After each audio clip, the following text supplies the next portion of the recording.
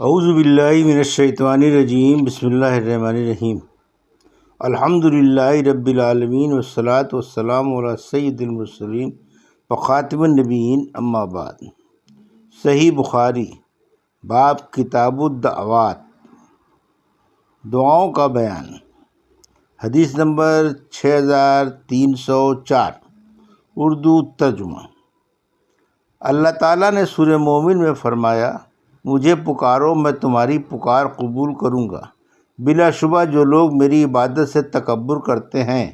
وہ بہت جلد دوزخ میں ذلت کے ساتھ داخل ہوں گے۔ ہر نبی کی ایک دعا ضرور ہی قبول ہوتی ہے۔ ہم سے اسماعیل بن ابی اویس نے بیان کیا، کہا کہ مجھ سے امام مالک نے بیان کیا، ان سے ابو زناد نے، ان سے اعرج نے اور ان سے ابو ہریرہ رضی اللہ عنہ نے کہ رسول اللہ صلی اللہ علیہ وسلم نے فرمایا، ہر نبی کو ایک دعا حاصل ہوتی ہے جو قبول کی جاتی ہے، اور میں چاہتا ہوں کہ میں اپنی دعا کو آخرت میں اپنی امت کی شفاعت کے لیے محفوظ رکھوں۔ حدیث نمبر 6305، اردو ترجمہ۔ اور معتمر نے بیان کیا، انہوں نے اپنے والد سے سنا، انہوں نے حضرت انس رضی اللہ عنہ سے کہ نبی کریم صلی اللہ علیہ وسلم نے فرمایا، ہر نبی نے کچھ چیزیں مانگی، یا فرمایا کہ ہر نبی کو ایک دعا دی گئی، جس چیز کی اس نے دعا مانگی پھر اسے قبول کیا گیا، لیکن میں نے اپنی دعا قیامت کے دن اپنی امت کی شفاعت کے لیے محفوظ رکھی ہوئی ہے۔ حدیث نمبر 6306، اردو ترجمہ۔ استغفار کے لیے افضل دعا کا بیان۔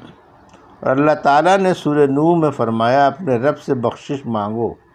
وہ بڑا بخشنے والا ہے۔ تم ایسا کرو گے تو وہ آسمان سے کے دہانے کھول دے گا اور مال اور بیٹوں سے تم کو سرفراز کرے گا، اور باغ عطا فرمائے گا اور نہریں عنایت کرے گا۔ اور سورہ آل عمران میں فرمایا، بہشت ان لوگوں کے لیے تیار کی گئی ہے جن سے کوئی بے حیائی کا کام ہو جاتا ہے یا کوئی گناہ سرزد ہوتا ہے تو اللہ پاک کو یاد کر کے اپنے گناہوں کی بخشش طلب کرتے ہیں۔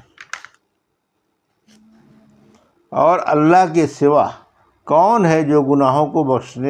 بخشے، اور وہ اپنے برے کاموں پر جان بوجھ کر ہٹ دھرمی نہیں کرتے ہیں۔ ہم سے ابو معمر نے بیان کیا، کہا ہم سے عبد الوارث بن سعید نے بیان کیا، کہا ہم سے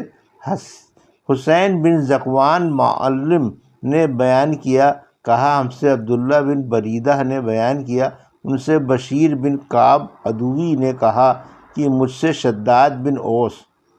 رضی اللہ عنہ نے بیان کیا اور ان سے رسول اللہ صلی اللہ علیہ وسلم نے کہ سید الاستغفار، مغفرت مانگنے کے سب کلمات کا سردار، یہ ہے کہ یوں کہ اے اللہ تو میرا رب ہے، تیرے سوا کوئی معبود نہیں، تو نے ہی مجھے پیدا کیا اور میں تیرا ہی بندہ ہوں، میں اپنی طاقت کے مطابق تجھ سے کیے ہوئے عہد اور وعدے پر قائم ہوں، ان بری حرکتوں کے عذاب سے جو میں نے کی ہیں تیری پناہ مانگتا ہوں، مجھ پر نعمتیں تیری ہیں اس کا اقرار کرتا ہوں، میری مغفرت کر دے کہ تیرے سوا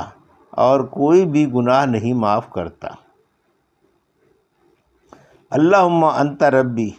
لا الہ الا انت خلقتنی وانا عبدک وانا علی عہدک ووعدک ما استطعت اعوذ بک من شر ما صنعت ابوء لک بنعمتک علی وابوء بذنبی فاغفر لی ذنوبی فانہ لا یغفر الذنوب الا انت۔ آن صلی اللہ علیہ وسلم نے فرمایا کہ جس نے اس دعا کے الفاظ پر یقین رکھتے ہوئے دل سے ان کو کہہ لیا اور اسی دن اس کا انتقال ہو گیا شام ہونے سے پہلے تو وہ جنتی ہے، اور جس نے اس دعا کے الفاظ پر یقین رکھتے ہوئے رات میں ان کو پڑھ لیا اور پھر اسی کا صبح ہونے سے پہلے انتقال ہو گیا تو وہ جنتی ہے۔ حدیث نمبر 6307، اردو ترجمہ۔ دن اور رات نبی کریم صلی اللہ علیہ وسلم کا استغفار کرنا۔ ہم سے ابو الیمان نے بیان کیا، انہوں نے کہا ہم کو شعیب نے خبر دی، انہیں زہری نے کہا کہ مجھے ابو سلمہ بن عبد الرحمن نے خبر دی، انہوں نے کہا کہ حضرت ابو ہریرہ رضی اللہ عنہ نے بیان کیا کہ میں نے رسول اللہ صلی اللہ علیہ وسلم نے فرمایا کہ اللہ کی قسم میں دن میں 70 مرتبہ سے زیادہ اللہ سے استغفار اور اس سے توبہ کرتا ہوں۔ حدیث نمبر 6308 اردو ترجمہ۔ توبہ کا بیان۔ حضرت قتادہ نے کہا کہ توبو الی اللہ و توبۃ النصوحہ سورۃ تحریم میں نصوح سے سچی اور اخلاص کے ساتھ توبہ کرنا مراد ہے۔ ہم سے احمد بن یونس نے بیان کیا، کہا ہم سے ابو شہاب نے ان سے اعمش نے ان سے عمارہ بن عمیر نے ان سے حارث بن سوید اور ان سے عبداللہ بن مسعود رضی اللہ عنہ نے 2 احادیث بیان کی، ایک نبی کریم صلی اللہ علیہ وسلم سے اور دوسری خود اپنی طرف سے، کہا کہ مومن اپنے گناہوں کو ایسا محسوس کرتا ہے جیسے وہ کسی پہاڑ کے نیچے بیٹھا ہے اور ڈرتا ہے کہ کہیں وہ اس کے اوپر نہ گر جائے، اور بدکار اپنے گناہوں کو مکھی کی طرح ہلکا سمجھتا ہے کہ وہ اس کے ناک کے پاس سے گزری اور اس نے اپنے ہاتھ سے یوں اس کی طرف اشارہ کیا۔ ابو شہاب نے ناک پر اپنے ہاتھ کے اشارے سے اس کی کیفیت بتائی، پھر انہوں نے رسول اللہ صلی اللہ علیہ وسلم کی یہ حدیث بیان کی، اللہ تعالیٰ اپنے بندے کی توبہ سے اس شخص سے بھی زیادہ خوش ہوتا ہے جس نے کسی پر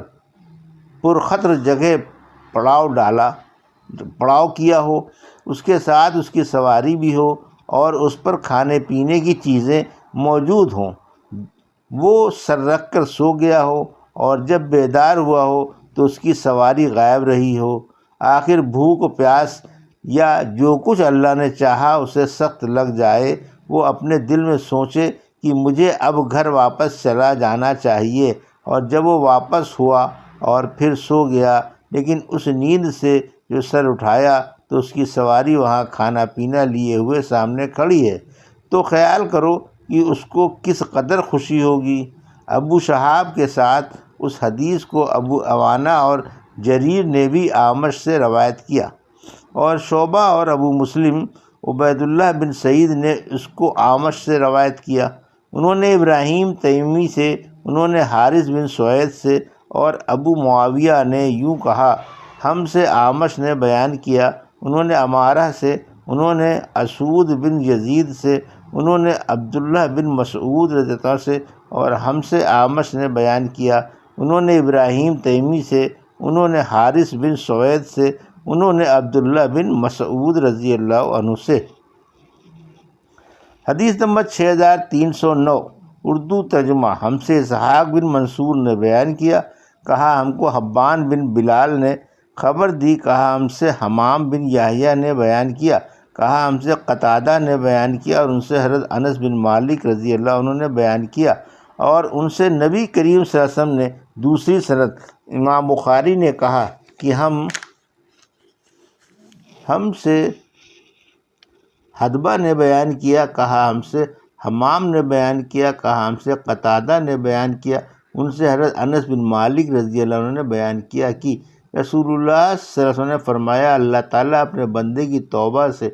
تم میں سے اس شخص سے بھی زیادہ خوش ہوتا ہے جس کا اونٹ مایوسی کے بعد اچانک اسے